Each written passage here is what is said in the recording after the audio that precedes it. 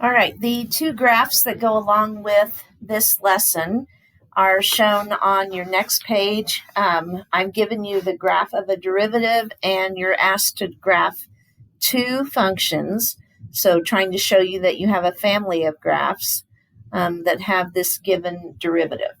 So we'll look at the intervals that are established by f prime. And remember, when we're looking at f prime, we want to consider its location. So we have the x-intercepts determining whether the graph is above or below the x-axis. So that means that our intervals will be set up from negative infinity to our first x-intercept, which happens at -1, and then x equals -1 will go from -1 to +1 between the two x-intercepts. Look at x equals 1, and then finally going from 1 to infinity. So remember that you have a graph of f prime. So you're looking at that to establish your intervals, seeing that in the interval from negative infinity to -1, that f prime is below the x-axis, or in other words, its sign is negative, which means that f would have to be decreasing. And then we can look at the fact that at -1, f prime is 0 because it's an x-intercept. And I'm going to go on to the next section before I answer what happens with f. So we'll notice that between -1 and 1, that f is above the x-axis, which means f is increasing. And now we can go back and think about if we have a change from decreasing to increasing, then we have a relative minimum. And that occurs at x equals -1. We don't know what the y is, but we do know that when x equals -1, we have a relative minimum. And then at 1 again, we're at an x-intercept for the derivative. So its value would be 0. From 1 to infinity, it's back to below the x-axis. So that makes f prime negative, which means that f is decreasing again. So as we consider between these two intervals that we go from increasing to decreasing, that makes us have a relative maximum, and that occurs at x equals 1. So we don't know what the y value is. In fact, it could be multiple y values, and that's why you're getting this family of graphs. So I will graph one of the original problems based on this characteristic column. So the graph has to start by decreasing. That means it'll start high and move down. So it's going to start high, and we have to reach a relative min when x is -1. So if I start my graph up high, I have to have a minimum at -1.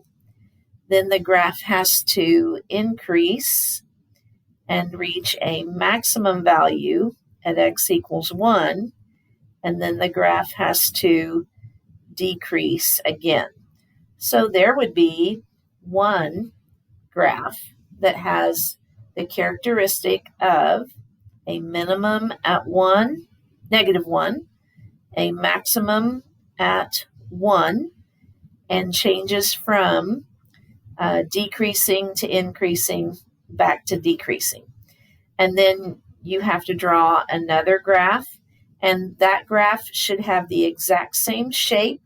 So it could be drawn immediately underneath, or you could move it to a different place on the y-axis, but having a maximum at 1 and a minimum at -1.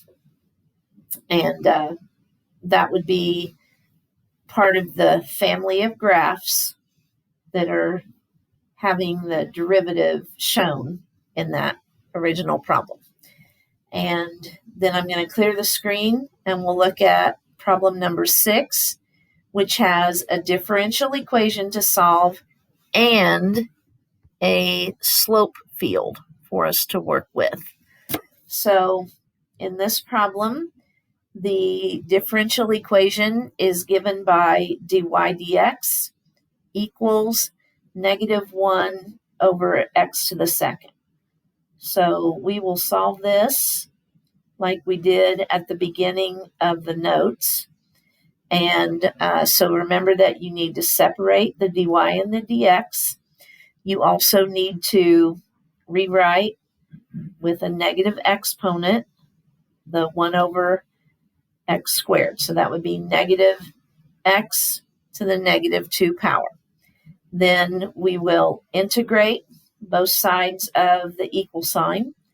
So the integral of y, or dy, would be y.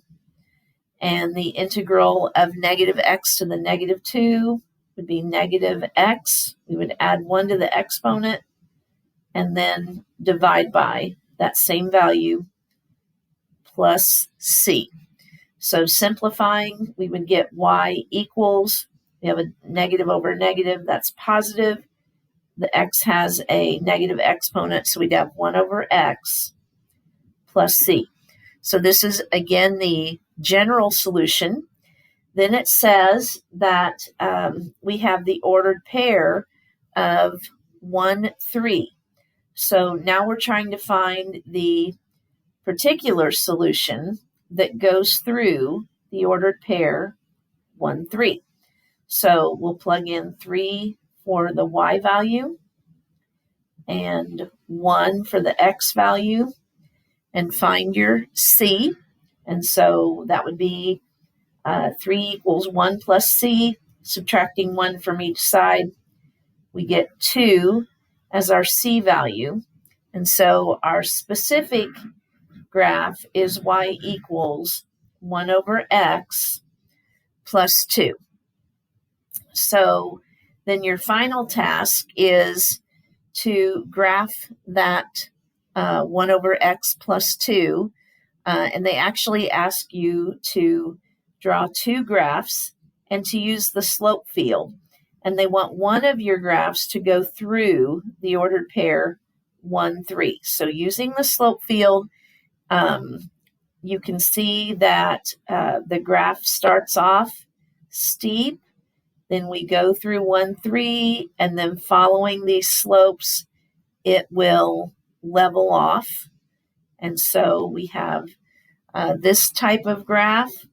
And if you type this into Desmos, you'll find that y equals 1 over x plus 2 would look like this. And then we also have, I'm going to draw with a different color, another graph that uses this slope field but does not go through the ordered pair 1, 3. But notice that it has that same pattern formed by the slope field. All right, so those are your graphing examples. So this homework is 39, and be sure that you get completely through this lesson. There are a lot of different types of problems. Good luck. Be sure you ask for help as needed.